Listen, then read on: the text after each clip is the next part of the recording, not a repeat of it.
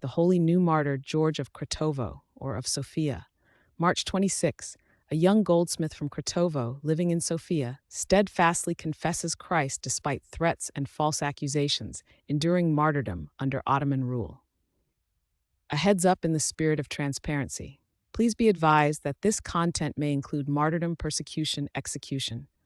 The Church, in her wisdom, appoints specific days for the veneration of her saints and the commemoration of divine events. While an inquiry might arise concerning a Saint George of Sofia on March 26th, the liturgical calendar on this date marks the synaxis of the Archangel Gabriel. This feast honors the great messenger who brought the tidings of salvation to the Theotokos, a day following the Annunciation. However, the history of the Bulgarian Church under Ottoman dominion does record two significant new martyrs, named George from Sofia, whose lives and witness continue to inspire the faithful. These are the Holy New Martyr George of Kratovo, commemorated on February 11th, and the Holy New Martyr George the Newest of Sofia, commemorated on May 26. The Holy New Martyr George of Kratovo, often simply known as Saint George of Sofia, was born in the year 1497 in the town of Kratovo. His parents, Dmitri and Sara, were pious Orthodox Christians who raised their son in the faith. George learned the craft of a goldsmith, a skill that would serve him in his earthly life. After the repose of his parents, George journeyed to Sofia, a significant administrative and cultural hub of the time. In Sofia, George found lodging in the home of Father Peter, a priest known for his piety and respected standing within the community.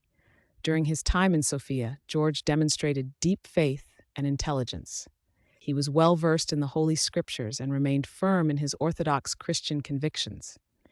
His virtuous life and handsome appearance drew the attention of local Muslims, who sought to persuade him to convert to Islam.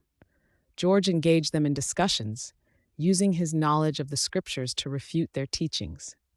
His steadfastness angered them, and they brought him before the local Islamic judge, the Qadi, accusing him falsely of blaspheming Muhammad. During his interrogation, George faced various pressures. He was offered bribes and flattery to renounce Christ, and severe threats were made against him. Despite these attempts to break his will, the 18-year-old George remained unwavering in his confession of Christ.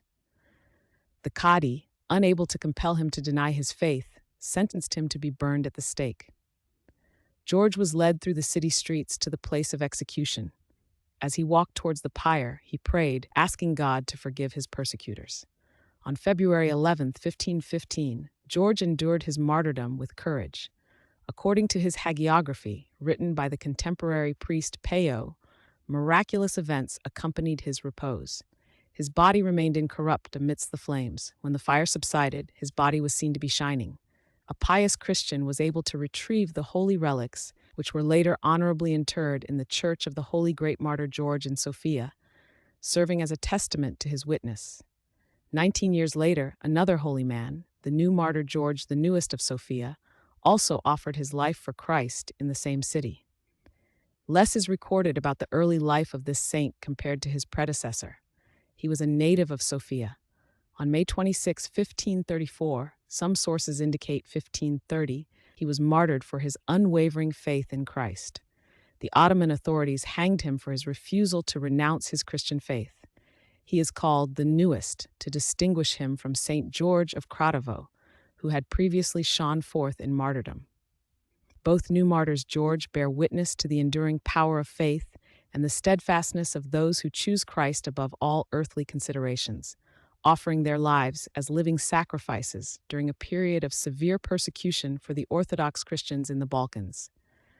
Their lives, though separated by years, stand together as pillars of orthodoxy in Sofia, reminding the faithful of the cost of confession and the glory of eternal life.